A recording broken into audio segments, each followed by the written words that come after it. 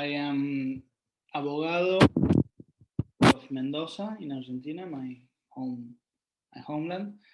I did a master in international human rights law at the University of Oxford, and now I'm doing my PhD in law at the Universidad Austral, where I teach public international law and uh, international human rights law. And I've been, well, besides that, that's the kind of the academic background. I've also been involved for many years, even before my academic um, side, in the human rights activism. I co-founded the Latin American Center on Human Rights, Centro Latinoamericano de Derechos Humanos, which we have been especially litigating before the Inter-American System of Human Rights, but also before UN uh, human rights bodies. And well, my research is been mostly dedicated to the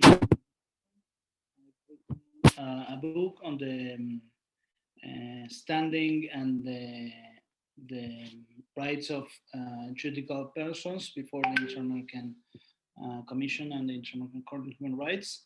I've also written on indigenous people's rights and business and human rights.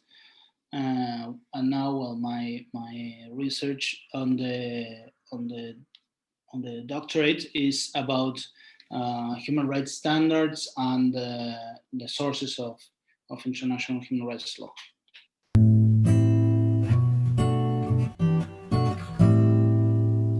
In my dissertation, I'm working on the nature of international human rights standards, and I have uh, proposed distinguishing between international human rights standards and human rights or human rights obligations as two different sets of norms in the international sphere, which are the result or the products of two different activities. One would be the international standard setting, and the other one would be the international lawmaking. So, in this sense, I would say that international human rights standards are not sources of international law. We have to distinguish that. So, on the only sources would be the human rights that are based or consecrated in treaties, customary law, or general principles of law, or other recognized sources of international law. But all the rest, which is the produce of the other declarations or resolutions of organizations or recommendations by human rights organs, all this collection of rule like they look like rules, but they are not really rules. They are not binding. Is what we call, or what I call, human rights standards. So distinguishing these two things, I think it's a better way of understanding the international sphere, and a way in which we can also have a more, say, pacific relation between states and international human rights bodies.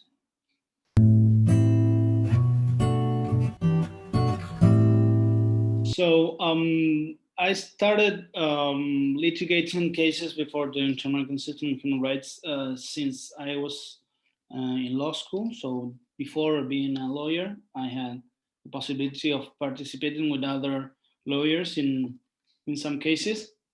And then after that, well, I think that was a very important point in my life, because I decided I wanted to do human rights law.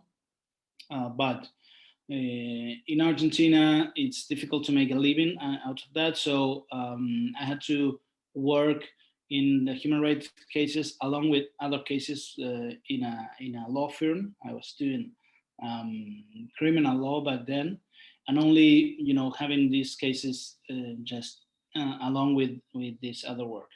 But with a couple of friends and colleagues, we founded this NGO, and we start bringing to the Inter-American Commission on Human Rights the first petitions, and they did move forward.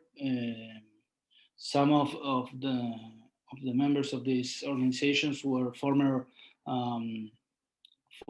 interns in the commission, so they had a lot of knowledge and experience from within, and this was very, very helpful for us. And well, this one thing led to another, and we started having more cases. And then there was one point in which we were able to have cases for clients, not only for pro bono cases, which are the ones that we handled through the NGO, but clients that would need and would like to bring cases before the Inter-American system, but they would pay for that. So we started working also as lawyers for a living, let's say, because the NGO, I should say, is not something that earns you any money. Quite the contrary, we had to pay for it, for the NGO to work. So so it was great for the people that we had in the cases in which there was a need to bring those cases pro bono, because these people wouldn't have any money to pay for that. It was great for us to have the opportunity to have other clients that would pay for all the costs of traveling to Washington and bringing this case, because we could manage to compatibilize having clients and also having people that we would help them without charging them any money. So this was, I think, a great opportunity that we found, because we were able to do this practice and to do it for a living.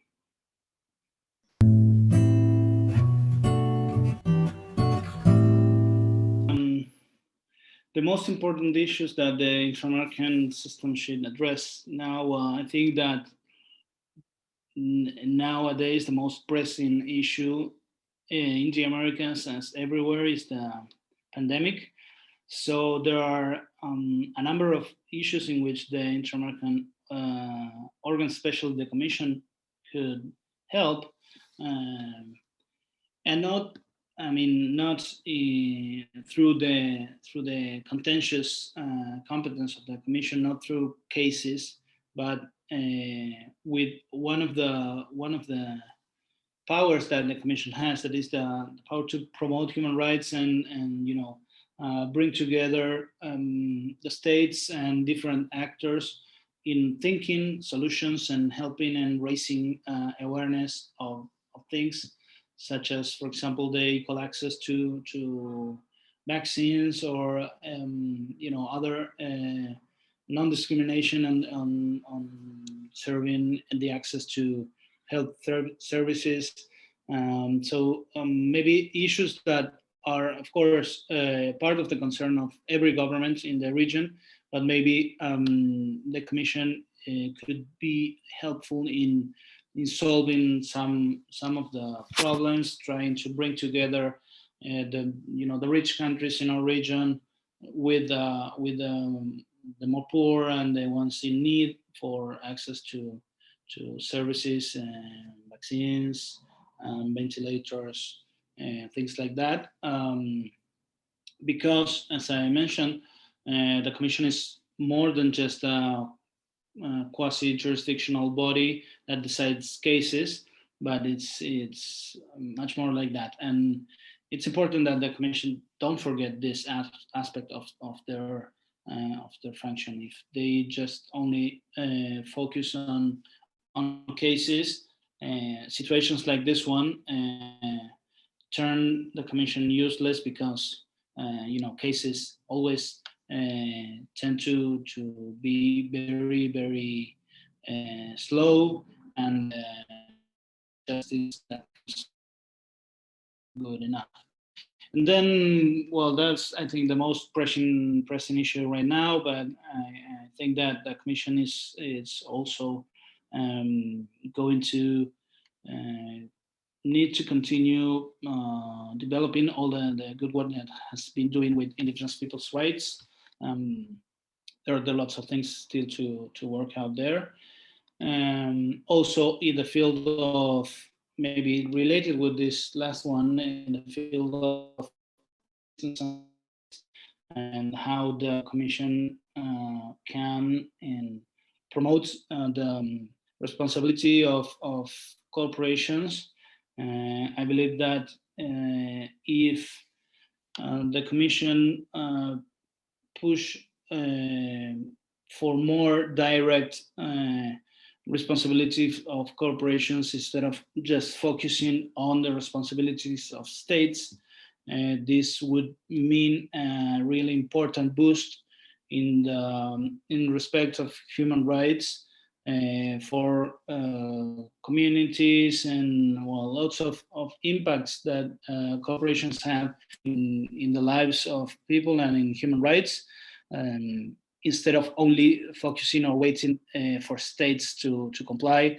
When we all know that many of the governments in our region are corrupt, or are negligent, or are very very unprofessional, let's say, compared to what the corporate culture can do. And so I strongly believe that if we convince and if we work together with corporations, we don't have to fear corporations or think they are only for profit. We can create a culture of human rights to be respected by corporations, engaging directly with them.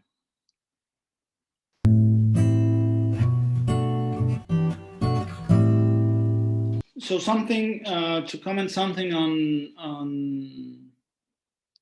the news, or maybe this is not the news, but it's a current issue.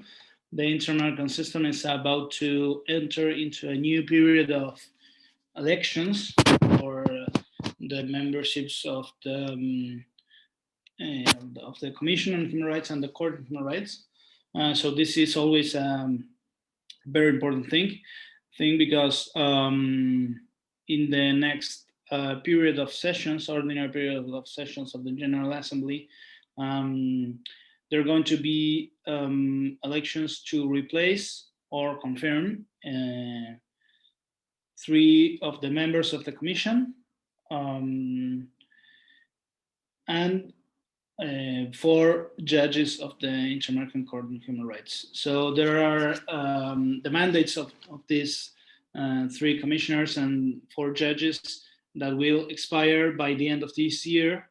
And well, this is always a very important thing because a lot of interests are involved, a lot of, let's say, politics too. In the case of the Commission, 2 of the 3 members that are ending their periods are going for a re-election. They have been proposed by their own countries to be re-elected. And then one of them, the member from Brazil, was not presented for re-election by her country, although she had this possibility because she only served one term.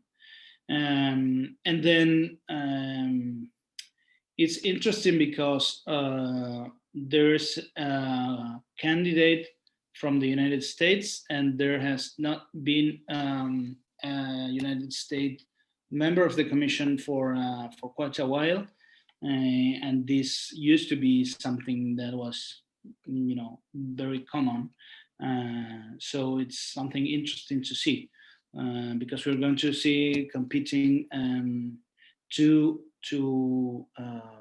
incumbent members, the Mexican and the Chilean, with a very, very good candidate from the United States and a very good candidates also from Colombia. They're big names, and also someone from Barbados, which is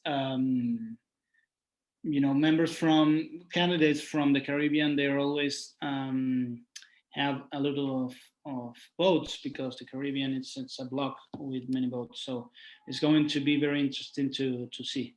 And in the so there are 5 candidates for 3 places. And then in the court, in the Inter-American Court, there are 4 members that are ending their mandates, and only one of those 4 are eligible for re-election. So the judge from Argentina, although he was eligible for re-election, my country has not proposed him, but a replacement. And also, well, the only one that has been proposed for re-election is the Ecuadorian judge, Patricio Pazmiño. But what is interesting is that he was not proposed by his own country, which just had recently changed, well, not changed a government, but had an election, but it was proposed by the government of Bolivia, which we were expecting that they would propose a Bolivian national, but they have proposed this Ecuadorian member for a new term. So it's also a very interesting thing. There are another big names from other countries.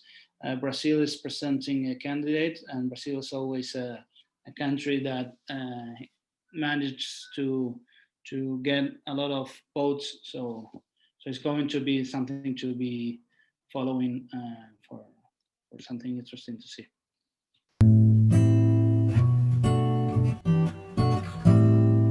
It's a great question.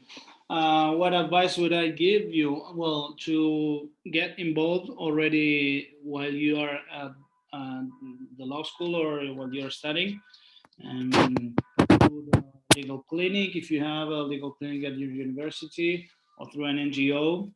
And also something that is very, very useful, and something that it's very interesting to do, is to do an internship, an étage, I think you call it in French, at one of the international bodies. The Inter-American Commission and the courts, especially the Commission, have good internship programs that are short, but they allow you to learn how those bodies work from the inside, and you don't need to spend a lot of time. The terms for the internships in the Commission are 3 or 4 months. So it's a good experience. I don't know how it works in the European Court of Human Rights, but I would definitely give it a try if you have the opportunity to work in one of these bodies. Besides the work of NGOs, which is probably the thing that you're going to do when you finish studying, if it is what you like, that is good to have this side of the learning.